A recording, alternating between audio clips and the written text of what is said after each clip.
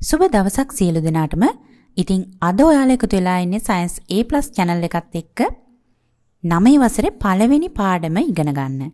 ඉතින් අපේ දරුවෝ 8 වසරෙන් පස්සේ 9 වසරට ඇවිල්ලා අලුතෙන්ම ඔයාලගේ විෂය නිර්දේශයේ තියෙන පළවෙනි පාඩම අද ඉගෙන ගන්න යන්නේ. ඉතින් මේ පාඩම ගැන පොඩ්ඩක් මතක් කළොත් මේ පාඩම තමයි ශුද්‍ර ජීවීන්ගේ භාවිත කියන පාඩම. ඉතින් ඔයාලට මතක ඇති ඔයාලා 8 වසරේ පළවෙනි පාඩම විදිහට ඉගෙන ගත්තෙත් ශුද්‍ර ජීවීන් සම්බන්ධව. ඉතින් ඊට වඩා ටිකක් ගැඹුරින් අපි ශුද්‍ර ජීවීන් ගැන මේ පාඩමේදී ඉගෙන ගන්නවා. ඉතින් ඔයාලට මතක් කරන්න ඕන ඔයගොල්ලෝ 8 වසරෙන් 9 වසරට ඇවිල්ලා ඔයාලගේ අධ්‍යාපන ජීවිතේ අලුත් ආරම්භයකටයි ඔයාලා අද මේ ඇවිල්ලා ඉන්නේ. ඉතින් සමහර දරුවෝ අලුතින්ම අපේ channel එක අද බලනවා වෙන්න පුළුවන්.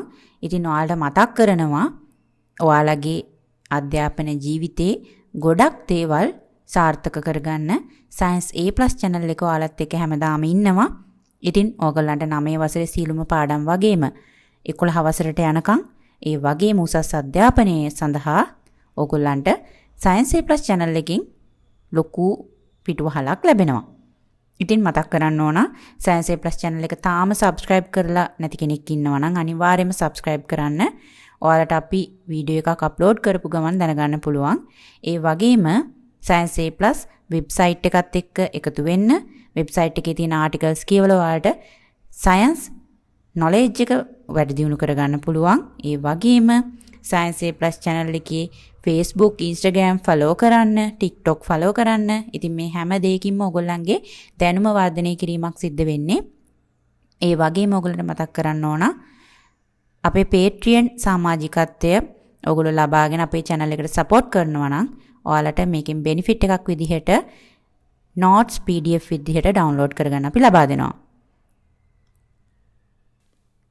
ඉතින් මම නැවතත් මතක් කරන්නේ ඕගොල්ලන්ගේ අධ්‍යාපන ජීවිතේ ලස්සන ආරම්භයක් කරගන්න මේක. ඉතින් ඕගොල්ලෝ 9 වසරේ විෂය නිර්දේශය බලලා ඇති මේ වෙනකොට. ඉතින් ඕගොල්ලන්ට පාඩම් ගොඩක් තියෙනවා ඉගෙන ගන්න. මේ පළවෙනි පාඩමෙන් ලස්සනට මේක ආරම්භ කරලා ඕගොල්ලන්ගේ හැම පාඩමක්ම සරලව අවබෝධ කරගන්න අපිත් එක්ක එකතු වෙන්න. ඕගොල්ලන්ට සයන්ස් ඒ වගේම ජීවිතය පිළිබඳ ලොකු අත්දැකීමක් අපේ channel එකෙන් ලබා ගන්න පුළුවන්. ඉතින් මතක් කරන්න ස්මාර්ට් ස්ටඩි සීරීස් එකත් එක්කත් එකතු වුණොත් ඔයාලට පාඩම් කරන්නේ කොහොමද, විභාගෙට මුහුණ දෙන්නේ කොහොමද, මේ වගේ උපදෙස් රාශියක් ලබා ගන්න පුළුවන්. ඉතින් විශේෂම දේ තමයි Science A+ channel එකෙන් ඔයාලට මේ පාඩම් සරලව ඒ වගේම අවබෝධයෙන් ඉගෙන ගන්න හැකියාව ලැබෙන විදිහට තමයි මේ වීඩියෝස් හදලා තියෙන්නේ. ඔයාලට අවශ්‍ය සියලුම ප්‍රැක්ටිකල්ස් වල අත්දැකීම ලබා ගන්න පුළුවන් අපේ ප්‍රැක්ටිකල් සෙෂන් එකෙන්. ඉතින් විද්‍යාව කියලා ගත්තාම මේ තියරි කොටස් විතරක් නෙමේ ප්‍රැක්ටිකල්ස් වලින් ඔයගොල්ලෝ ලොකු අත්දැකීමක් ලබා ගන්න ඕන. ඉතින් ඔයගොල්ලෝ විද්‍යාගාරයකට ගියා වගේම Science A+ channel එකේ Science A+ විද්‍යාගාරයේදී ඔයගොල්ලන්ට මේ අත්දැකීම ලබා ගන්න පුළුවන්. ඉතින් හැම පාඩමකටම අදාළ ප්‍රැක්ටිකල්ස් ඒ පාඩමේ හෝ වෙනම ප්‍රැක්ටිකල් සීරීස් එකක් විදිහට අපි channel එකට අප්ලෝඩ් කරනවා. එහෙනම් ඉතින් 8 වසර නිමා කරලා දැන් ඔයාලා 9 වසරට ඇවිල්ලා 9 වසරේ අධ්‍යාපනයේ සතුටින් ඒ වගේම සාර්ථක ආරම්භයකට ඔයාලා මේ ඇවිල්ලා ඉන්නේ හරිම තැනට. එහෙනම් අපි 9 වසරේ පළවෙනි පාඩම පටන් ගමු. ශුද්‍ර ජීවීන්ගේ භාවිත. ඔයාලට ශුද්‍ර ජීවීන් යන හඳුන්වන්න කිව්වොත් අපි 8 වසරේදීත් ඉගෙන ගත්තා. අපි ශුද්‍ර ජීවීන් හඳුන්වනවා තනි සෛලයකින් හෝ සෛල කිහිපයකින් ගොඩනැගී ඇති පියවි ඇසට පැහැදිලිව නොපෙනෙන ජීවීන් ශුද්‍ර ජීවීන් විදිහට. ඉතින් ඔයාලට මේ ශුද්‍ර ජීවීන් කියන නමෙන්ම තේරෙනවා ඊටාම කුඩා ජීවීන්ට තමයි අපි ශුද්‍ර ජීවීන් කියන්නේ.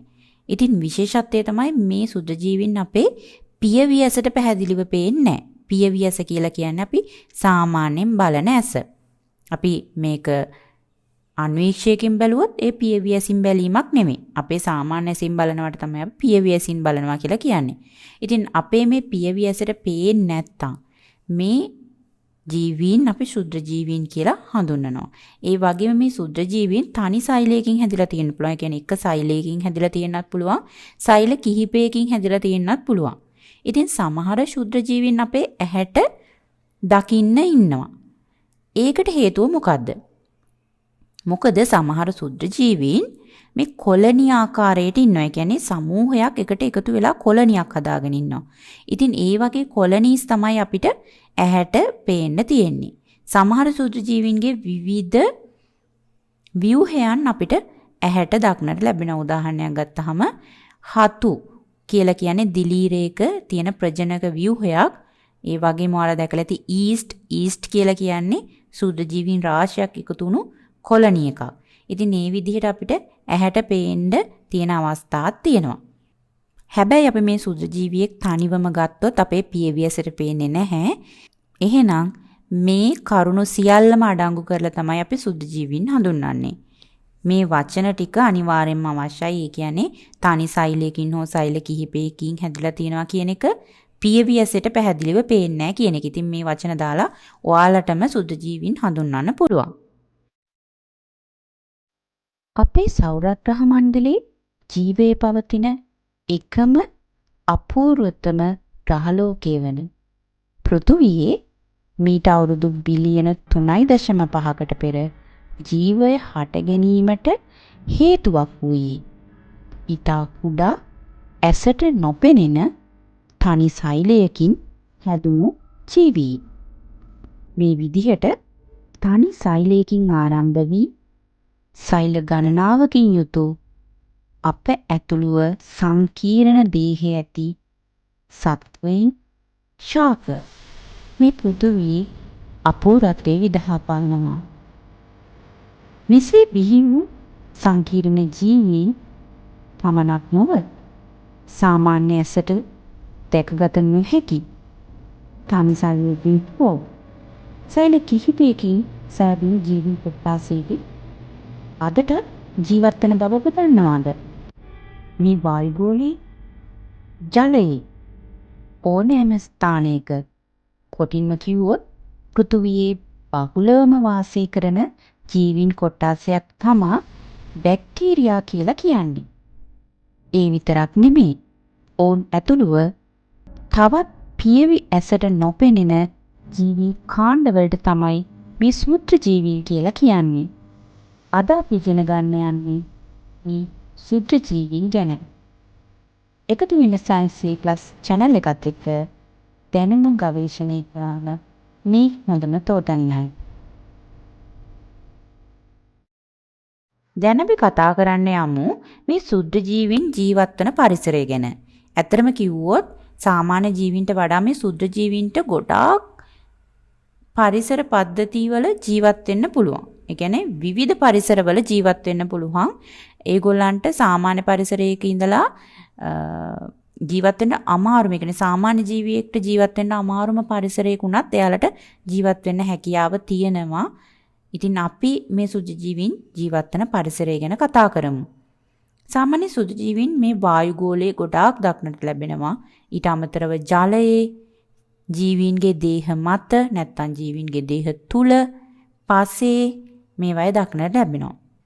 ඉතින් මේ ශුද්‍ර ජීවීන් ජීවත් වෙන උපස්තර කියලා කියන්නේ මේ ශුද්‍ර ජීවීන් එයාලගේ දේහයේ තියෙන විවිධ රසායනික ද්‍රව්‍ය වලින් එයාලට විවිධ උපස්තර මත එයාලා ඉන්න දේහයක් මත නැත්නම් ඉන්න ද්‍රව්‍යයක් මත ඒ රසායනික ද්‍රව්‍ය දාලා ඒක ජීර්ණය කරගන්න පුළුවන්. ඉතින් ඒ විදිහට ශුද්‍ර ජීවීන් ජීවත් වෙන විවිධ ද්‍රව්‍ය වලට අපි කියනවා උපස්තර කියලා.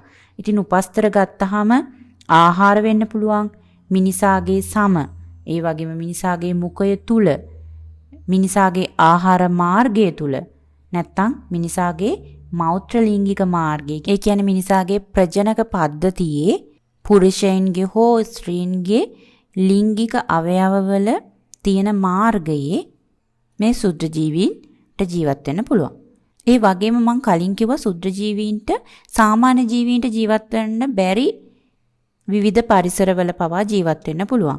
ඉතින් අපි මේ වගේ ජීවීන්ට ජීවත් වීමට අමාරු අපහසු පරිසරයකට ආන්තික පරිසරයක් කියලා කියනවා. ඉතින් ආන්තික පරිසර වලට උදාහරණ තමයි හිම කඳු, කාන්තාර, සාගර පතුල, ඩීප් සී කියලා කියනවා.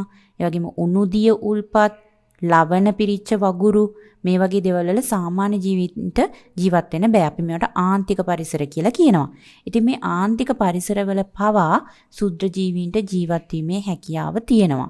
ඉතින් එහෙනම් ඔයාලට තේරෙනවනේ සුද්ධ ජීවීන්ට ඕනම පරිසරයක ජීවත් වෙන්න පුළුවන්. ඒ වගේම හැම පරිසරයෙම විශාල වශයෙන් සුද්ධ ජීවීන් පැතිරිලා තියෙනවා. ඉතින් සමහර සුද්ධ ජීවියෙක් අපිට ප්‍රයෝජනවත් වෙන්න පුළුවන්, සමහර අය අහිතකර වෙන්න පුළුවන්, සමහර සුද්ධ ජීවීන්ගෙන් අපිට කිසිම ප්‍රශ්නයක් නොවෙන්න පුළුවන්. ඉතින් අපි ඒ සම්බන්ධව මේ ඉස්සරහට කතා කරනවා සුද්ධ ජීවීන්ගේ බලපෑම් ගැන කතා කරද්දී. ඉතින් මේ විදිහට මෙච්චර පුළුල්, මෙච්චර විශාල ප්‍රදේශයක පරිසරයක ජීවත් වීමට සුද්ධ ජීවීන්ගේ තියෙන හැඩගැසීම් මොනවද? ඇයි මේගොල්ලෝ මේ විදිහට ගොඩාක් පුළුල් පරිසරයක ජීවත් වෙන්නේ කියලා අපි කතා කරමු. සාමාන්‍ය සුද්ධ ජීවීන් රූපීයව වෙනස් ආකාර තියෙනවා. ඒ කියන්නේ සුද්ධ ජීවියෙක් හැම සුද්ධ ජීවියෙක්ටම එකම රූපීය, කියන්නේ යාළගේ එකම දේහ ආකාරයක් නෙමෙයි තියෙන්නේ. එකින් එක සුද්ධ ජීවියාට එයාලගේ දේහ ආකාරය වෙනස්. දේහය හැදිලා තියෙන විදිහ වෙනස්. ඒක නිසා අපි කියනවා රූපීය වෙනස් ආකාර විශාල වශයෙන් තියෙනවා. ඒ වගේම සුද්ධ ජීවීන්ට විවිධ පෝෂණ ක්‍රම තියෙනවා. ඒගොල්ලන්ට විවිධ ආකාරයේ ක්‍රම මගින් පෝෂණය ලබා ගන්න පුළුවන්.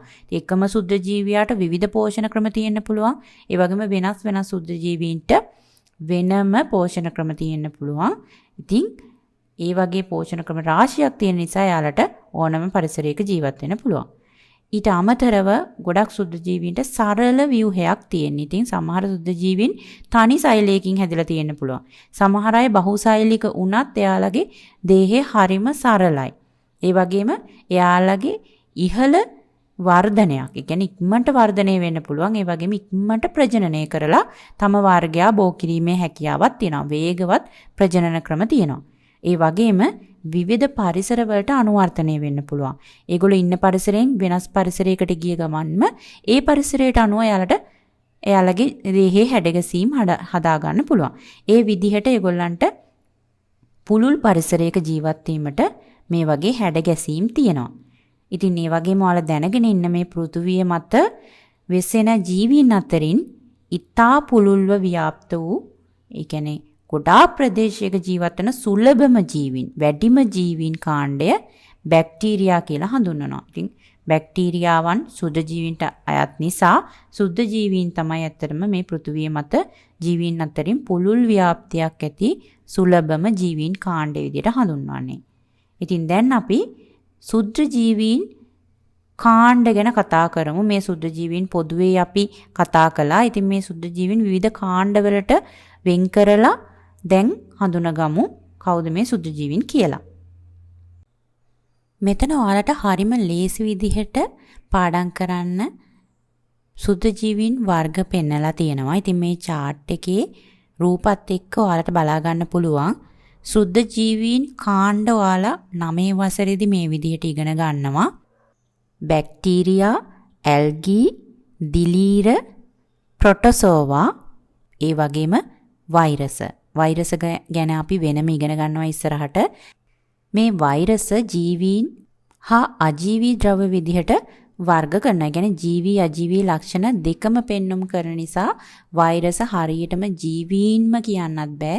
ඒ වගේම අජීවීන්ම කියන්නත් බෑ. ඉතින් ජීවීන් කාණ්ඩයක් විදිහටත් අපි වෛරස කතා කරද්දී ඒවා සුද්ධ ජීවීන් යටතට තමයි අයත් වෙන්නේ.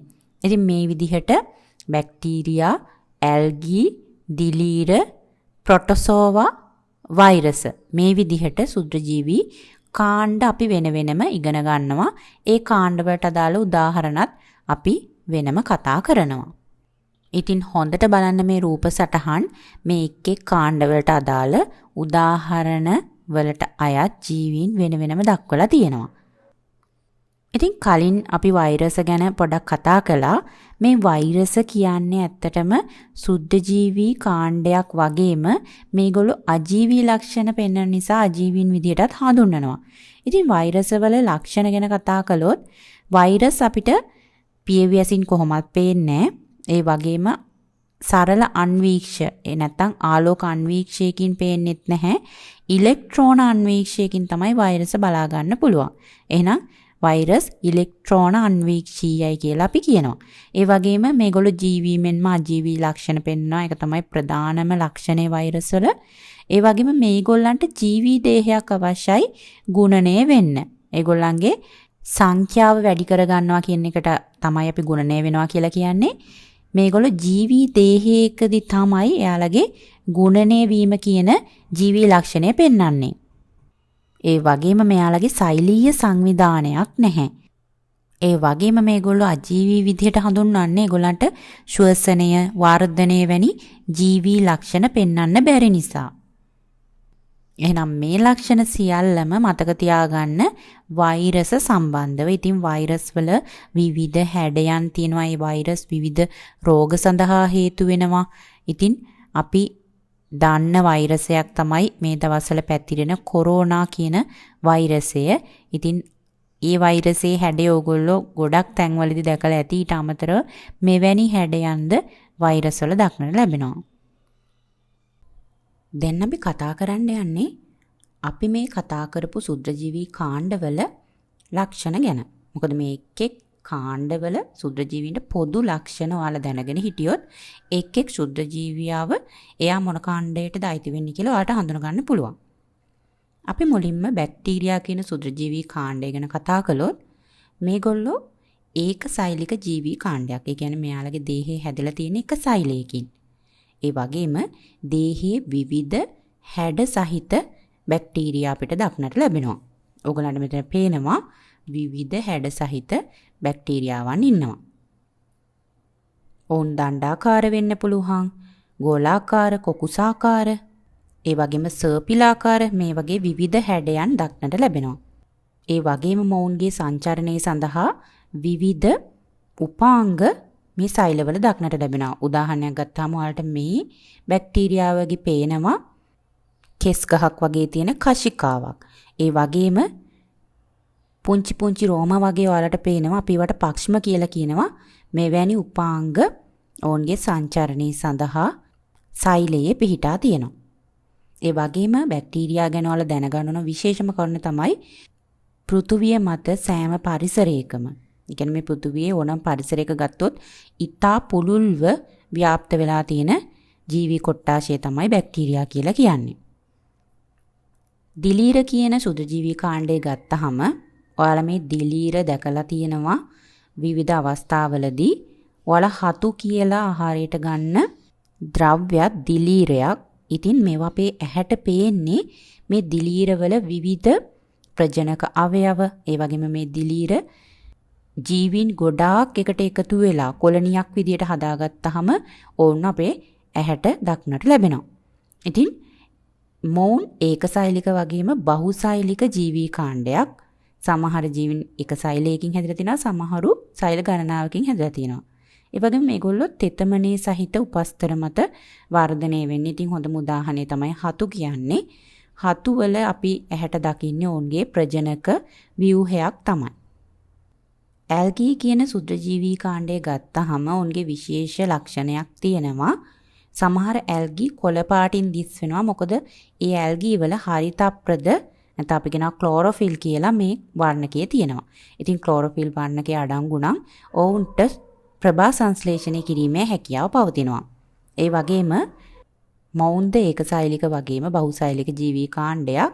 දේහය සූත්‍රිකාකාරව නැත්නම් තලසාකාරව හැදිලා තියෙන. තලසාකාර කියලා කියන්නේ නිකන් පත්‍රයක් ආකාරව හැදිලා තියෙන අවස්ථා තියෙනවා. ඉතින් ඔයගලන්ට මුහුදුබඩ පරිසරයකට ගියොත් ඒ මුහුදේ ආසන්නයේ තියෙන ගල්වල මේ කොළ පාටින් දිස් වෙන්නේ ඇල්ගී කියලා හඳුන ගන්න පුළුවන්. ඒ වගේම මුහුදු ජලයේ පාවෙනවා මේ ඇල්ගී ශාක ප්ලවාංග විදිහට. ඒ වගේම ඔයාලට මේ පේන්නේ උල්වා කියන දිලීර වර්ගය. ඉතින් මේක ඇහැට පේන තලසාකාර දේහයක් තියෙන දිලීරයක්. ඉතින් කොළ පාටින් පේන්නේ ප්‍රභා සංශ්ලේෂණය සඳහා ක්ලෝරොෆිල් වර්ණකයේ තියෙන නිසා. ඉතින් මේ වගේ හැඩ ගොඩාක් අන්වීක්ෂීය විදිහට ජල පෘෂ්ඨ මත පාවෙවි තියෙනවා. අපි ඒවට ශාක ප්ලවාංග කියනවා. ඒ වගේම මෙවැනි විවිධ හැඩයන් සහිත අන්වීක්ෂීය ඇල්ගී වර්ග වලට ඩයටම කියලාත් කියනවා. ඊළඟට අපි කතා කරන්නේ ප්‍රොටෝසෝවා කියන සුද්ධජීවී කාණ්ඩය ගැන. මේගොල්ලෝ ඒකසෛලික ජීවී කාණ්ඩයක්. ඒ වගේම ඔවුන්ගේ සංචරණයට පක්ෂම ව්‍යාජපාද ඒ වගේම කශිකා වැනි උපාංග දරනවා. ඉතින් ව්‍යාජපාද තියෙන ප්‍රොටෝසෝවෙක්ට උදාහරණයක් තමයි ඇමීබා කියලා කියන්නේ. ඇමීබා කියන්නේ එක හැඩයක් නොදරන, ඒ කියන්නේ නිශ්චිත හැඩයක් නොදරන ජීවියෙක්, ප්‍රොටෝසෝවෙක්. මේ ඇමීබා හැම වෙලෙම Tamanගේ ශරීරයේ එක එක දිශාවලින් නෙරුම් හදාගෙන ඉදිරියට ගමන් කරනවා. ඉතින් ඒ නෙරුම් වලට තමයි ව්‍යාජපාද කියලා කියන්නේ. ඒ වගේම කශිකා කියන උපාංගයේ තියෙන ජීවියෙක් තමයි එවුග්ලිනා කියලා කියන්නේ. මේ වගේ කෙස් ගහක් වගේ කශිකාවක් තියෙනවා. ඒ වගේම පැරමීසියම් කියන ප්‍රොටෝසෝවා සපත්තුවක් හැඩති. ඔයාලට අඳුන ගන්න පුළුවන් මේ හැඩය. පුංචි පුංචි රෝම වගේ මේ සෛලයේ වටේට පක්ෂම පිහිටා තියෙනවා. ඉතින් මේ එක් උදාහරණ වල මතක තියාගන්න ප්‍රොටෝසෝවන්ට. ඒ වගේම මේගොල්ලෝ ජලජ පරිසරවල ජීවත් වෙනවා. සමහර ප්‍රොටෝසෝවන් දේහය තුලත් වාසය කරනවා. සමහර ප්‍රොටෝසෝවන් එම නිසා විවිධ රෝගවලට හේතු වෙනවා. උදාහරණයක් ගත්තාම ප්ලාස්මෝඩියම් කියන ප්‍රොටෝසෝවා රෝගයන්ට හේතු වෙනවා. ඉතින් මේ එක් රෝග ගැන ඔයගලන්ට ඉදිරියේදී තවත් පාඩම් මගින් දැනගන්න හැකි වෙයි. දැන් අපි බලමු මේ එක් සුද්ධජීවී කාණ්ඩයන්ට අදාළ උදාහරණ. අපි මුලින්ම කතා කරමු බැක්ටීරියාවන්ට උදාහරණ.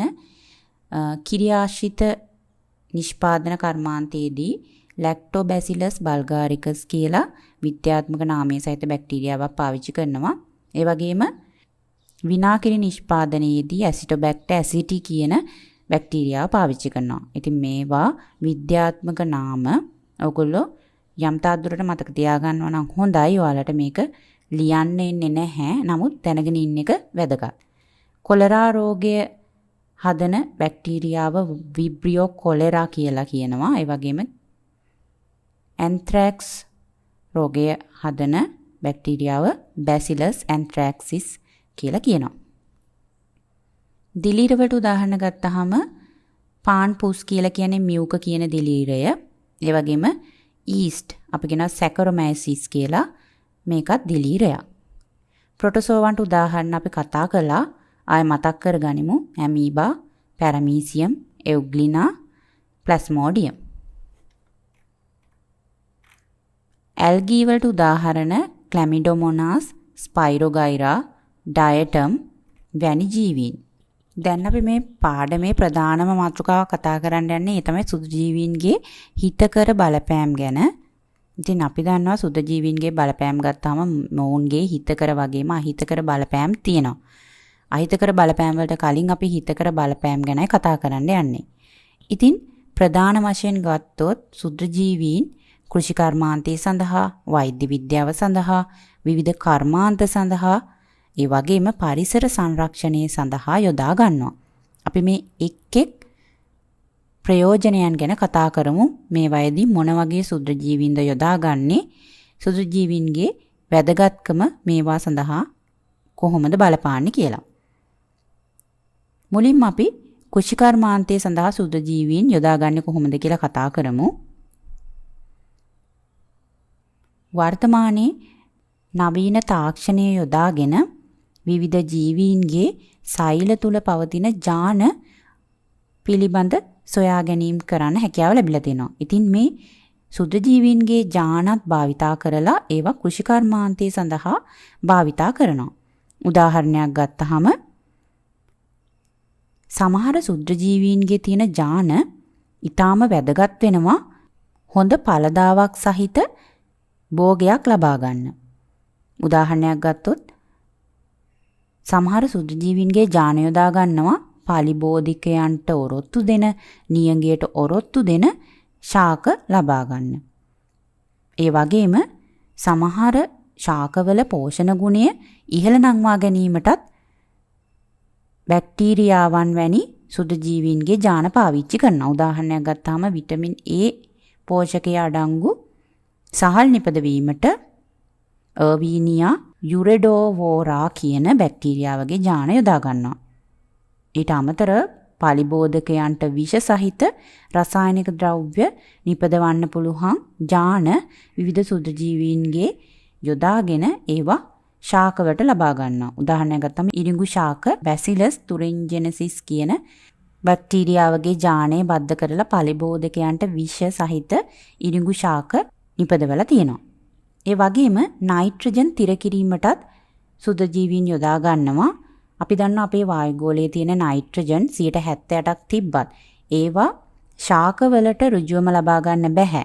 ඒ නිසා ශාකවලට උරා ගන්න පුළුවන් විදිහට නයිට්‍රජන් ලබා ගන්න පුළුවන් විවිධ බැක්ටීරියාව ඒවා ඒ සංයෝග බවට පත් කරනවා.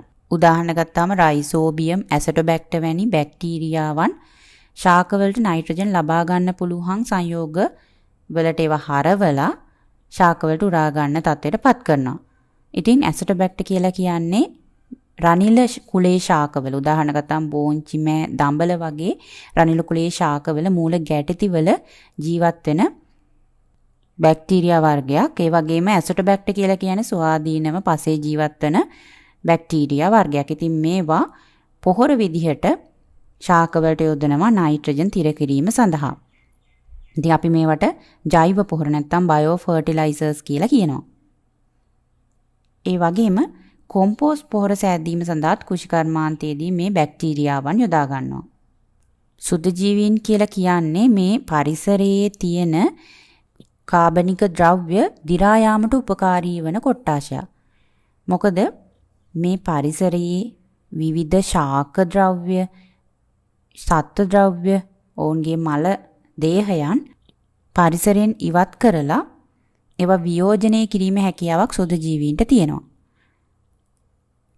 ඉතින් මේ කාබනික ද්‍රව්‍ය වියෝජනය කරලා ශාකවලට අවශ්‍ය විවිධ පෝෂක ද්‍රව්‍ය පසට ලබා දෙන්න මේ සුදු ජීවීන්ට පුළුවන්. ඒක නිසා අපිට පුළුවන් කොම්පෝස්ට් කර්මාන්තයේදී ඒ වියෝජනය ඉක්මන් කරන්න තව තවත් සුදු ජීවීන් යොදන්න. බොහෝ විට දිලීර සහ බැක්ටීරියා වැනි කාණ්ඩ තමයි මේ සඳහා යොදාගන්නේ. ඒ වගේම කෘෂිකර්මාන්තයේදී අපිට හානිකරම සතුන් ශාක අපි හඳුන්වනවා පලිබෝධකයන් කියලා. ශාක පලිබෝධකයෝ ඉන්නවා, සත්ත්ව පලිබෝධකයෝ ඉන්නවා. ඉතින් අපිට පුළුවන් සමහර සුදු ජීවීන් යොදා ගන්න මේ ශාක හා සත්ත්ව පලිබෝධකයන් විනාශ කරන්න. ඉතින් අපි එතකොට කියනවා ජෛව පලිබෝධනාශකයක් කියලා. මොකද පලිබෝධකයන් විනාශ කරන දේවල් වලට අපි පලිබෝධනාශක කියලා කියනවා.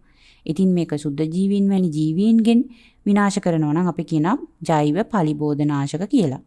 උදාහරණයක් ගත්තාම සල්වීනියා වැනි ජලජ වල් පැලෑටි. මේවා වල් පැලෑටි කියලා කියන්නේ පලිබෝධක. ඒ වගේම ඒවා විනාශ කරන්න ආල්ටර්නේරියා කියන දිලීරය පාවිච්චි කරනවා.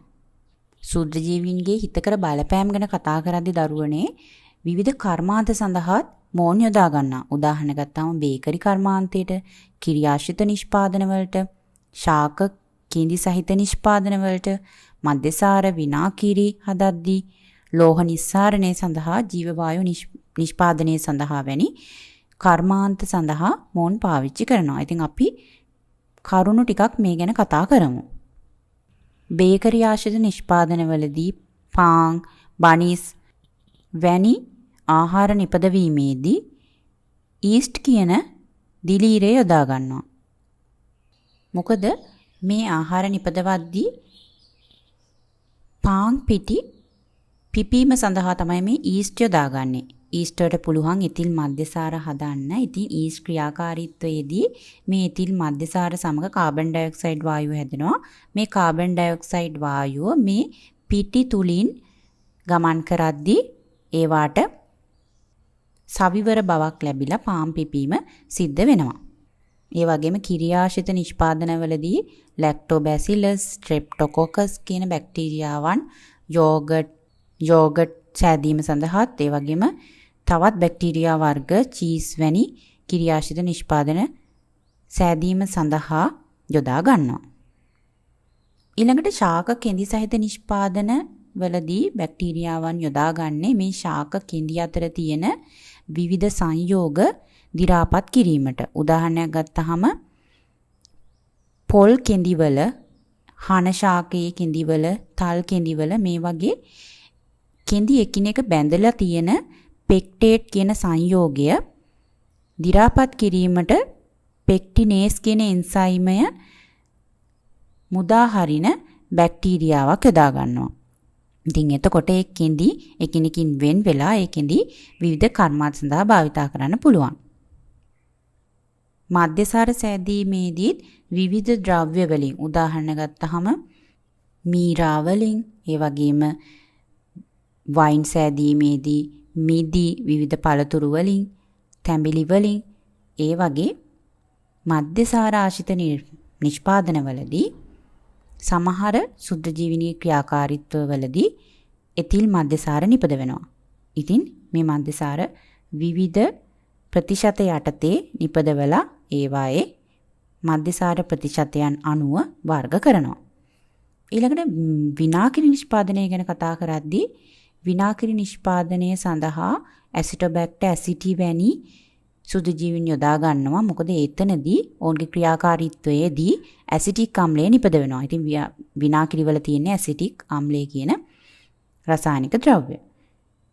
ලෝහ නිස්සාරණය සඳහා සුදුජීවින් යොදා ගන්නේ සමහර ලෝහ විවිධ ද්‍රව්‍ය සමග මිශ්‍ර වෙලා තමයි පසේ තියෙන්නේ. ඉතින් අපි කියන ඒවට ලෝපස් කියලා. ඉතින් ලෝපස් වලින් අදාළ ලෝහය වෙන් කරලා ගන්න විවිධ සුද්ධජීවීන් යොදා ගන්නවා. අපි ඒකට කියනවා ජෛව ශීරණය කියලා, බයෝ ලීචින් කියලා කියනවා.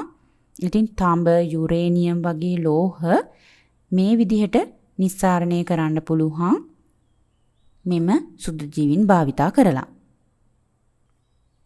ජීව වායුව නිපදවීම කියලා කියන්නේ සමහර සතුන්ගේ මල ද්‍රව්‍ය වලින් නැත්නම් විවිධ කාබනික ද්‍රව්‍ය වලින් ඒවායේ සුද්ධජීවී ක්‍රියාකාරීත්වය නිසා පිටවන වායුන් ඉන්ධන විදිහට යොදා ගැනීම. ඉතින් අපි හොඳටම දන්න ගවයන්ගේ ගොම වැනි ද්‍රව්‍ය යොදාගෙන ඒවායේ සුද්ධජීවීන් ක්‍රියාකාරීත්වයෙන් නිපදවන වායු උදාහරණයක් ගත්තාම මෙතේන් වායුව මේ බලශක්ති ප්‍රභවයක් විදිහට පාවිච්චි කරනවා. ඉතින් ඒ සඳහා මේ කාබනික උපස්තර මත මෙතනකොකොස් කියන නිර්වායු බැක්ටීරියාව, ඒ කියන්නේ මෙයාට ඔක්සිජන් අවශ්‍ය නැහැ ක්‍රියාකාරීත්වය සඳහා. ඒකයි අපි නිර්වායු බැක්ටීරියා කියලා කියන්නේ. මේගොල්ලෝ මෙතේන් වායුව නිපදනවා. ඉතින් මෙතේන් වායුව ජීව වායුවක් විදිහට යොදා ගන්න පුළුවන්, ඉන්ධනයක් විදිහට අපිට එය ලබා ගන්න පුළුවන්. දැන් අපි බලමු මේ සුද්ධජීවීන් වෛද්‍ය විද්‍යාවේදී කොහොමද යොදාගන්නේ කියලා. ඔයාලා අහලා ඇති මේ දවස්වල කතා වෙන ප්‍රධාන මාතෘකාවක් තමයි කොරෝනා වෛරසය. ඉතින් මේ කොරෝනා වෛරසය සඳහා ප්‍රතිශක්තිකරණ එන්නත් ලබා දෙනවා. ඉතින් ඇස්ට්‍රාසෙනිකා, සයිනෝෆාම්, ෆයිසර් මේ වගේ ප්‍රතිශක්තිකරණ එන්නත් ලබා දෙනවා. ඉතින් මේ එන්නත් නිපදවීමට සුද්ධජීවීන් යොදා ගන්නවා. ඒ වගේම ඔයාලා අහලා තියෙන ඇන්ටිබයොටික් නැත්නම් ප්‍රතිජීවක නිපදවීමටත් සුද්ධජීවීන් යොදා ගන්නවා. ඒ වගේම ප්‍රතිදූලක නිපදවීමටත් සුද්ධජීවීන් යොදා ගන්නවා. ඉතින් අපි මේ මොනවද කියලා දැන් කතා කරමු. මේවා හඳුන්වද්දී අපි ප්‍රතිජීවක හඳුන්වනවා එක් සුද්ධජීවියෙකුගේ දේහය තුල නිපද වෙලා වෙනස් සුද්ධජීවියෙකු විනාශ කිරීමට හෝ අඩපණ කිරීමට යොදා ගන්න රසායනික ද්‍රව්‍යයක් කියලා ප්‍රතිජීවක හඳුන්වනවා. ඒ කියන්නේ සමහර සුද්ධජීවීන්ට නිපදවන්න පුළුවන් තවත් සුද්ධජීවියෙක් විනාශ කරන ද්‍රව්‍ය, රසායනික ද්‍රව්‍ය. රසායනික ද්‍රව්‍ය වෙන් කරලා අදාළ සුද්ධජීවියව විනාශ කරන්න අපේ ශරීරය තුළට මේ සුද්ධජීවීන් ලබා ගන්න පුළුවන්. එතකොට තමයි අපි මේ ප්‍රතිජීවක ඖෂධ විදියට ලබා ගන්නෙ.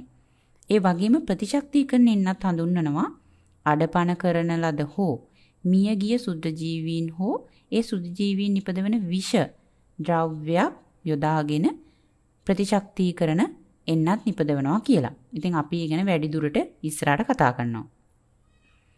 ප්‍රතිදූලක නිපදවීම කියලා කියන්නේ ව්‍යාධිජනක බැක්ටීරියා මගින් නිපදවන ධාරකයාගේ ක්‍රියාකාරීත්වයට හානි පමුණුවන ජෛව රසායනික ද්‍රව්‍ය අපි කියන ඒවාට දූලක කියලා ඒවා විෂහරණය කරලා යොදා ගන්නවා ඖෂධ විදිහට.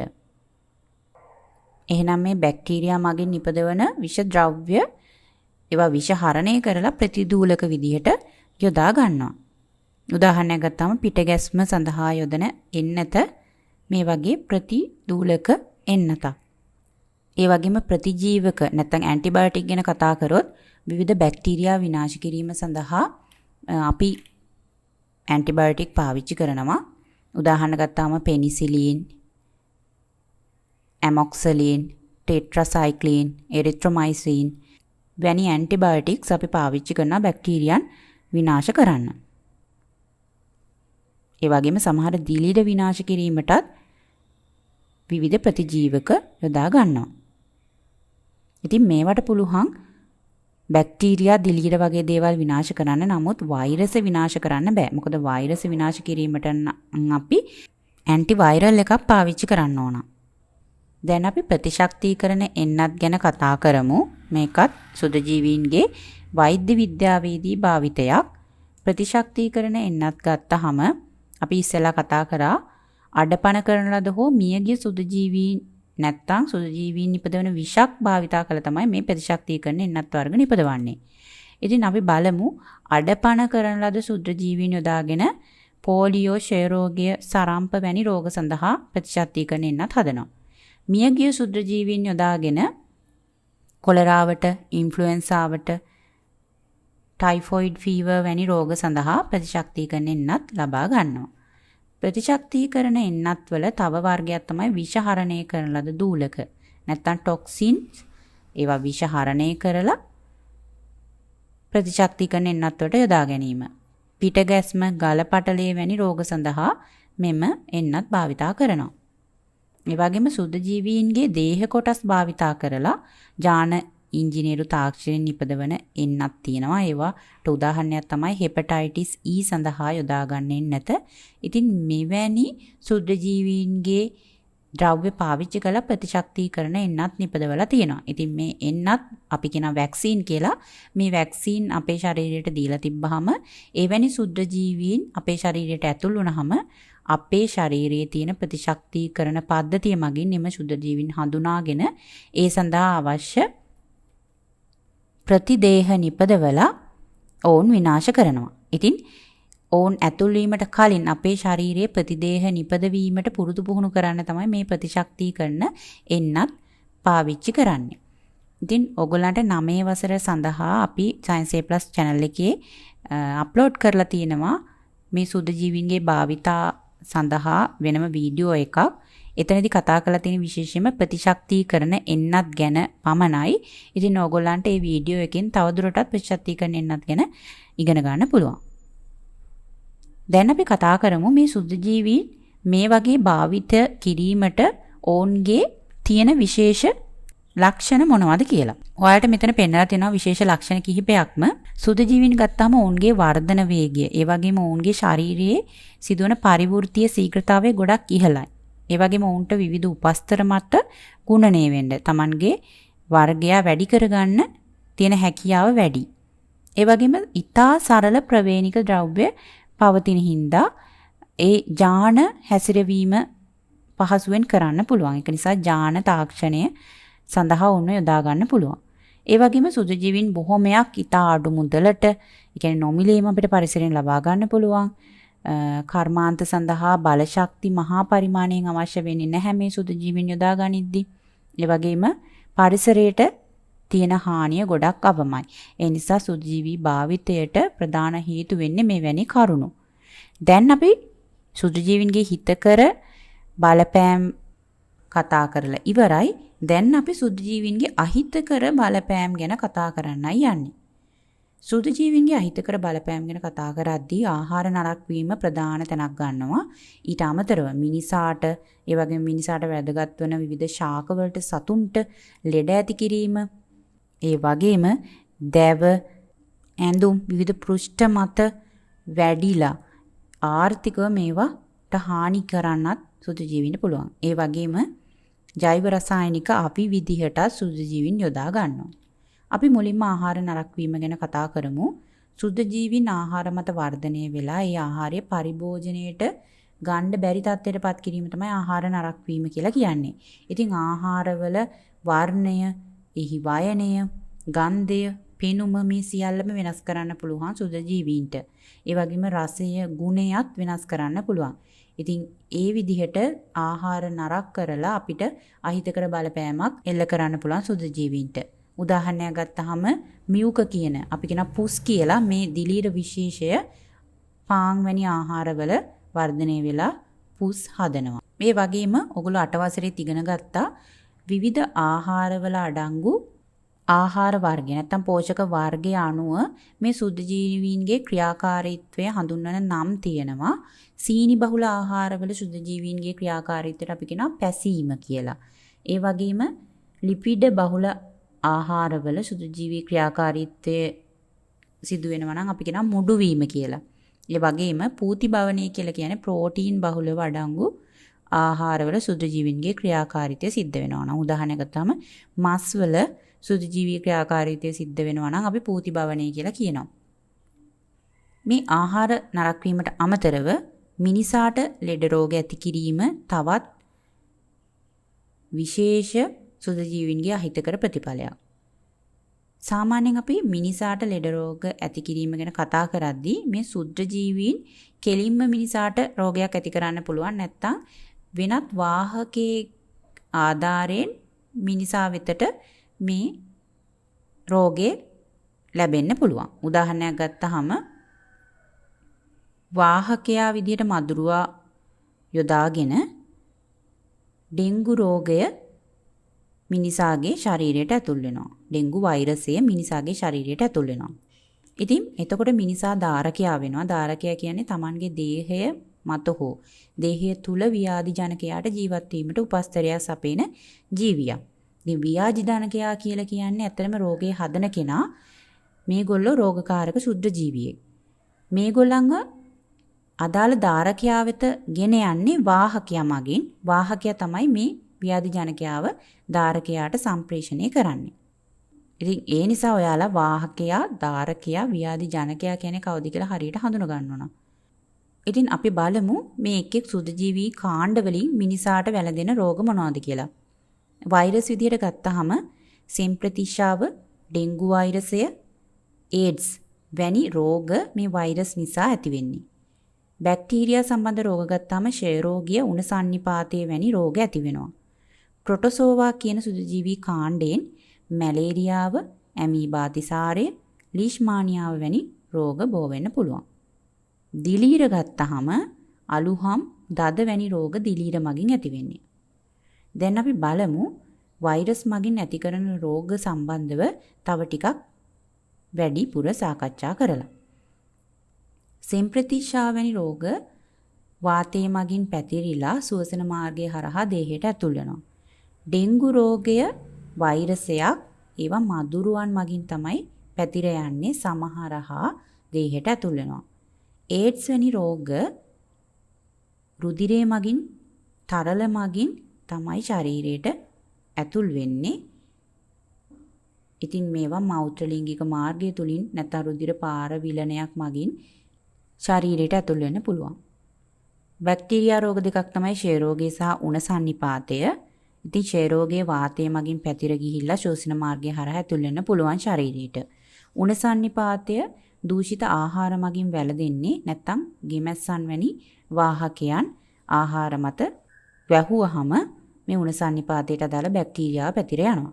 ඉතින් මේවා මුඛය හරහා තමයි ශරීරයට ඇතුල් වෙන්නේ. ප්‍රොටෝසෝවා ගත්තාම ලීෂ්මානියාව, ඇමීබාතිසාරය, මැලේරියා වැනි රෝග හදනවා. ඉතින් ලීෂ්මානියාව කියලා කියන්නේ වැලි මැස්සා කියන කෘමියා මගින් පැතිර යන්නේ. මේගොල්ලෝ අපේ සමට විද්දාම සමසිදුරු කරලා ඒ වගේ මේ තුවාල ඔස්සේ දේහයට ඇතුල් වෙනවා. ඇමීබාතිසාරය කියන රෝගය හදන ප්‍රොටෝසෝවා දූෂිත ආහාර සහ ජලය මගින් පැතිර යනවා. ආහාර මාර්ගය ඔස්සේ තමයි දේහයට ඇතුල් වෙන්නේ. මැලේරියාව කියන රෝගය හදන ප්‍රොටෝසෝවා මදුරුවා මගින් තමයි සමහරහා ශරීරයට ඇතුල් වෙන්නේ. අලුහන් දද කියන දිලීර රෝග ගත්තහම ආසාදිතයෙක්ගේ ඇඳුමකින් නැත්නම් ස්පර්ශයක් මගින් තමයි පැතිර යන්නේ. ඉතින් සමහරහා දේහයට ඇතුල් වෙනවා. මිනිසාට විතරක් නෙමේ මිනිසාට වැදගත් වෙන ශාක වලටත් ලෙඩ රෝග ඇති කරන්න සුදු ජීවීන්ට පුළුවන්.